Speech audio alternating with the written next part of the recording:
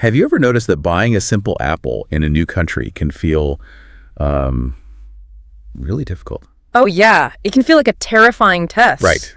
I mean, you know what an apple is. You have the money. Right. But you walk through those big sliding doors and your brain just freezes. It is a very common feeling, so you are definitely not alone. Welcome to today's deep dive. Today, we are using a stack of great sources to help you. We have language guides, articles on store design, and even history notes. Yes. Our mission today is very practical. We want to help you master the English you need for a weekly chore. Exactly. Going to the supermarket. So, okay, let's unpack this. I'm ready.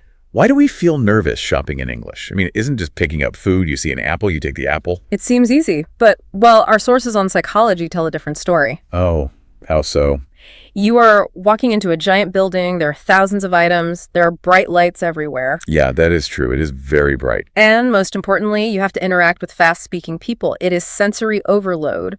Oh, wow. Sensory overload, like too much information for your brain. Exactly. Too much information. So you need a solid plan. Right. We cannot just walk in empty-handed. Our first hurdle is not actually at the store. No, it is not. The first hurdle is in your kitchen. Yes, the preparation phase. Before you go, you must check your kitchen. Our sources suggest that a simple shopping list is your best tool. A shopping list. Yeah. I always look in my kitchen first. Do I have milk? No. Do I have eggs? No. So I write them down. That is perfect. But why is the list so important for learning English? I am guessing it helps you remember the words. Yes, because of memory. When you feel nervous, you forget things. I definitely do that. I forget everything. Right. Our sources show your brain can only hold a few new things at once. When you write English words on paper, you move the pressure away from your brain. Oh, I love that. You put your brain on the paper, you just read it. Exactly, you just read. Let us look at a sample list from our sources today. Okay, let's hear it. Bread, apples, chicken, milk, and rice. Just 5 simple things. Okay, bread, apples, chicken, milk, rice. I have my list. I leave my house, I walk through the big store doors. And right away, you face the next hurdle, the hurdle of choice. Choice. You mean choosing the food? No, choosing how to carry your food. You have to choose a basket or a cart. Oh, right, a shopping basket. That is small. You carry in your hand for just a few things. Yes, or a shopping cart. Some places call it a trolley. It is very big, and you push it. Well, here's where it gets really interesting. I always take a big cart because I always buy way more than I plan to. Yeah, and that is actually by design. Wait, really? Yes. Our psychology sources point out that shopping carts are getting bigger every year. But why? It is a trick. The supermarket wants you to buy more food. If you have a huge cart and you put 5 small things inside... It looks completely empty. Exactly. It looks lonely. And when the cart lists empty, your brain tells you to buy more. Wow. You go in for apples and you come out with like cookies and ice cream. Yes. So a small shopping basket is actually much safer, especially if your list is short. That is such a great insight. Okay, I have my small basket. I am inside the giant store. Now, how do I find the apples? For fresh things, you go to the produce section. The produce section, the word produce means things that are grown, right? Yes. So this is the specific place for fresh fruit and fresh vegetables, apples, bananas, carrots. Okay, got it. Produce section. But notice where it is. In almost every supermarket, the produce section is right at the front door. Oh, yeah. You always see the beautiful fresh fruit first. Why is that? Our sources on store design explain this beautifully. It is about making you feel good. Making you feel good. How? The produce section is colorful. It smells fresh. Sometimes they even spray water on the vegetables so they look shiny. Oh, I see. It makes you feel really healthy just looking at it. Exactly. You buy healthy apples first. You feel very proud of yourself. Right. And because you feel so healthy at the start, you are more likely to buy unhealthy snacks later. That is brilliant. It is a total psychological game. Okay, so I have my healthy apples, but what about the rice? Rice is not fresh fruit. No, it is dry. So it is kept in the middle of the store. The store is divided into long paths. Right, the paths between the tall shelves. Yes. We call these long paths aisles. Aisle, that is a very, very important word. But it is super weird to spell. It is very strange. Let us spell it for the listener. A-I-S-L-E. Yeah. A-I-S-L-E. The S is completely silent. Yes, you do not say the S at all. You just say aisle. I have always wondered about this. Why do we spell it with an S if we do not say it? Well, Our history sources explain this. The word comes from Old French. Oh, French. Okay. Hundreds of years ago, the French word had a real S sound. The English language took the word. And then what happened? Over time, English speakers just stopped saying the S, but they kept the old spelling. So the spelling is like a ghost. It is a ghost from the French language. That is a fun way to look at it. Yes, a ghost letter. That helped me remember it, actually. Okay, so the store has many aisles. Aisle 1, aisle 2, aisle 3. Yes, but the store is massive. What if you cannot find the rice? Then I need to ask a store worker, which honestly makes a lot of learners nervous. Speaking to a stranger is scary, but you really only need one simple phrase. Okay, let's do a role play. A slow, friendly role play. I will be the shopper, you be the worker. Okay, I am ready. Excuse me, where's the rice? It is in aisle 4. Thank you. Wow, it really is that simple. Yes. Excuse me, where is it? And then just the name of the food. You don't need perfect grammar. Not at all. The worker just needs to hear the word rice. Right. But there's another big question. How do I know the price? Usually the price is on a small sign. It is right under the food on the shelf. Yeah, but sometimes that sign is missing, or it is super confusing. In that case, you can point to the item and ask, how much is this? How much is this? That is for one single thing, right? Like one apple. Yes. But if there are many things, you change the word. You say, how much are these apples? Got it. How much is this? For one. And how much are these? For many. Perfect. Now we move to our next big hurdle. The hurdle of packaging. Oh, this is tricky. English uses very specific words for how food is wrapped. Yes, it does. I was reading our language sources and I thought of a good analogy. Oh, what is it? Well, finding the food is easy, but talking about it is hard. I think of these packaging words as the clothes the food wears. What's fascinating here is how that works. The clothes the food wears. Explain that. Think about milk. Milk is a liquid. If you just pour it on a table, it is a puddle. Right, a big mess. It needs clothes to sit on the store shelf. Every food wears a specific shape or container. If you know the clothes, you can find the food faster. That is a wonderful way to think about it. Food clothes.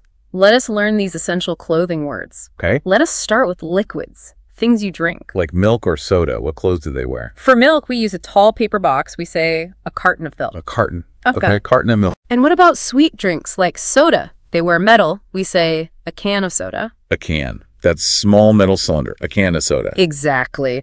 Now, what about boxes or bags? On our list, we have eggs. Oh, eggs are special. Yes, English has a very special word for eggs. We say a dozen eggs, or sometimes just a box of eggs. A dozen. That is a word for a specific number. A dozen means 12. Yes, 12. But why do we say a dozen instead of 12? Our history sources actually explain this. Oh, really? Why? It comes from an ancient way of counting in busy markets. Long ago, people traded items and needed to count very fast. Okay. You have 4 long fingers on one hand, and each finger has 3 small sections, or joints. Oh, wait. Let me look at my hand. 3 sections on 4 fingers. Yes. Yeah. 3, 6, 9, 12. People use their thumb to touch the 12 joints on their hand. Oh, wow. 1, 2, 3, 4. Yeah. All the way to 12. That is incredible. It made counting eggs or bread very fast. You only needed one hand. So the word dozen is literally built into the human hand? It is. So we buy a dozen eggs. Now let us look at rice. Cody rice. Rice usually comes in soft plastic or paper. We say a bag of rice. A bag of rice. Okay, so I have my carton of milk, my can of soda, my dozen eggs, and my bag of rice. Excellent. Now let us look at specific shapes.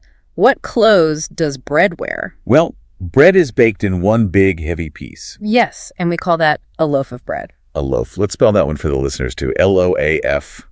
Loaf. A loaf of bread. Very good. And what about bananas? Bananas grow together on the tree. Yeah. Right?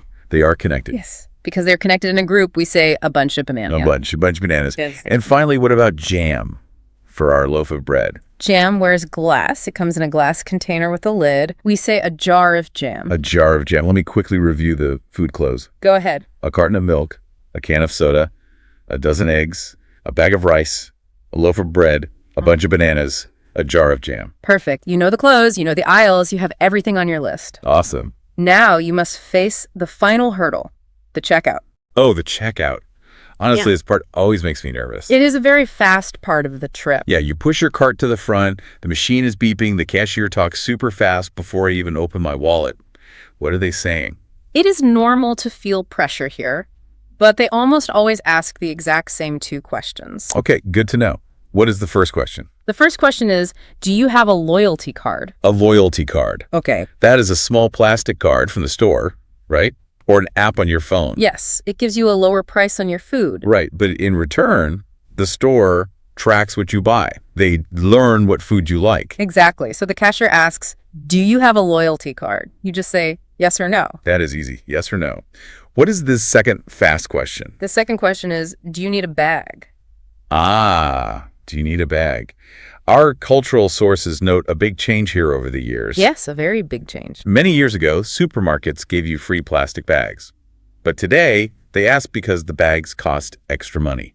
That is correct. It is better for the environment. Many countries charge money to reduce plastic waste. Yeah, I always just say, no thank you, because I bring my own bag from home. Bringing your own bag is a fantastic habit. So you answer the two questions, no card, no bag. Okay, what happens next? Now, the cashier gives you the total price. They will say something like, that will be $25, please. $25, how do I pay?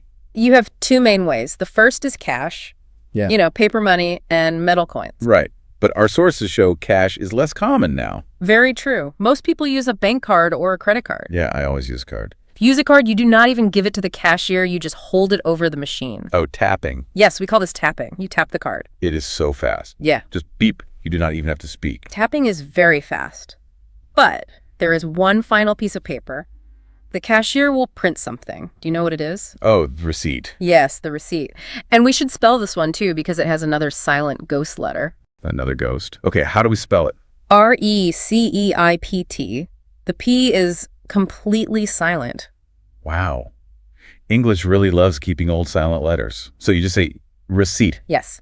The receipt is your proof of purchase. It is a list of the food you bought and the price you paid. So if the milk is bad, I need the receipt to take it back to the store. Exactly. You keep the receipt, you put your food in your bag, and then it is time to say goodbye. I always like to be polite. I say, thank you, have a nice day. That is the perfect way to finish. You walk out the doors, you have successfully navigated the supermarket. We did it. We beat all the hurdles. From an empty kitchen to a full bag of food. You now understand the language and the psychology of the store.